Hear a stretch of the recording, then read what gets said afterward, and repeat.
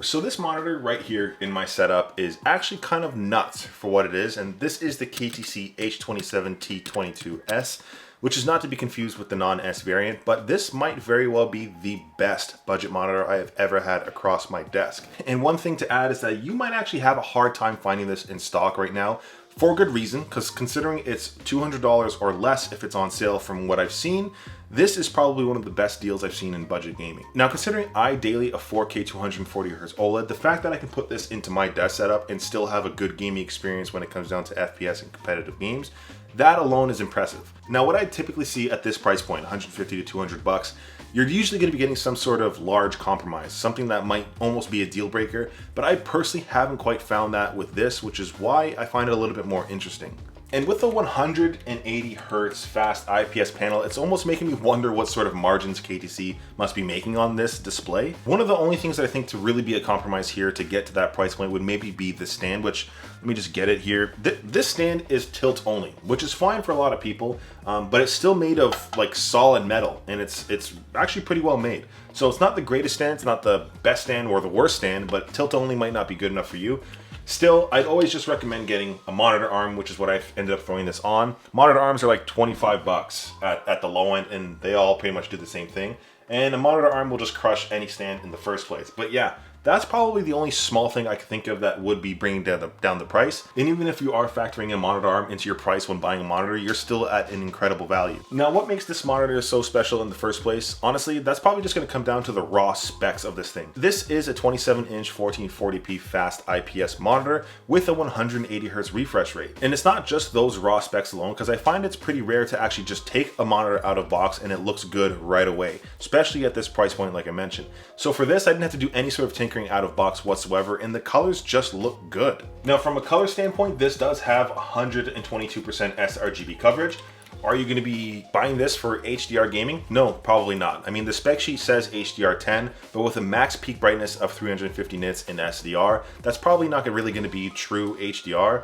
If anything, the best I would probably have a scenario for HDR would be console gaming. For some reason, I find those do a better job in the HDR profiles. Maybe it's just a contrast thing, but again, yeah, this in SDR is an absolute incredible game experience when it comes down to colors. I haven't noticed any sort of banding, blotching, or anything like that when I am playing, but again, that's just one of the things that makes this a little bit more impressive for me at least. Now, apart from the colors and stuff, if you're just going into the actual gaming side of things, again, one of the more impressive bits here is the 180 Hz refresh rate. Again, it's something at this price point, it's just not something that I've been accustomed to seeing actually.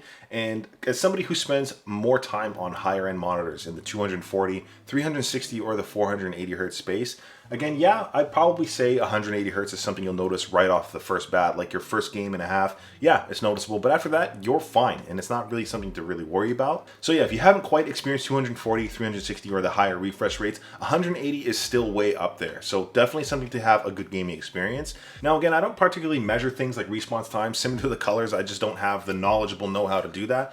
But the 1 millisecond response time, it's not noticeable. Unless you're Superman or some sort of anime protagonist, it's just not something you're gonna notice on here. And again, when it comes down to gaming, everything is just about immediate, regardless of what you're doing.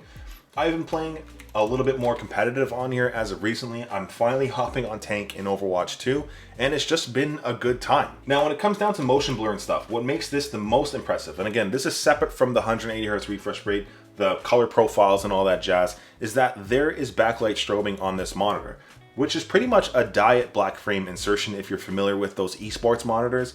Pretty much what this monitor does is that it turns the backlight off in between frames, so it reduces motion pretty heavily. Again, I'm pretty crap when it comes down to doing UFO tests and all that stuff, so I will leave some screenshots here with some comparisons. Even still, this is definitely hands down going to be one of the better options at this price point with its diet black frame insertion. And just for reference on a hardware standpoint, I'm using this tiny PC over here, which is an Asus NUC that has an RTX 4070 in it, and pretty much I'm hard locking 180 Hz. When I do go over to my PlayStation 5, that's going to give me 120 Hz tops because it's a PlayStation 5. That's going to be limited by the HDMI 2.0 as well.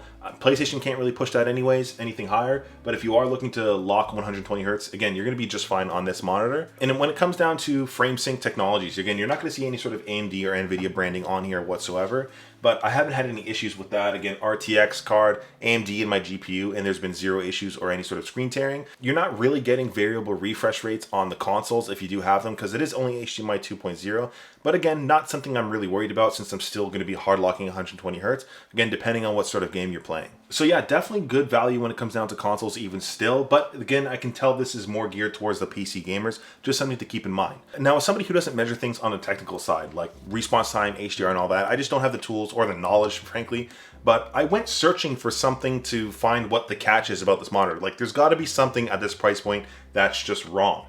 And I actually didn't find that. What I did find was a written review by Display Ninja, which just about reinforced everything that I was seeing with this monitor, which is why it's kind of a little bit more impressive. When it comes to that technical stuff, again, I'm not smart enough to be able to check all that, but I will leave Display Ninja's link down below if you do want to check out all their technical stuff and rundown. But yeah, this has just been a pleasant surprise. In a world of saturated budget monitors, this is just something I wouldn't quite expect at this price point. It kind of sounds like I'm gushing because it's kind of impressive and I really don't have much to complain about it. Again, just get a monitor arm if you're worried about the stand. Again, that's going to be a little bit cheaper than buying a more expensive monitor even still. With all that, if you're a PC gamer, more likely, and you're really looking into getting into the 1440p high refresh space, this isn't even like a stepping stone. I could probably stop here if I really wanted to and be just okay when it comes down to my competitive gaming. Is it perfect? No. That's going to depend on who you are, really. But for anybody who's looking at a budget monitor, this is hands down my current recommendation. If you have any questions about it, let me know down below in the comment section. I'm happy to answer what I do, what I'm able to answer. Again, I'm not the smartest guy when it comes to the tech stuff. But yeah, that is definitely my go-to for any budget pick.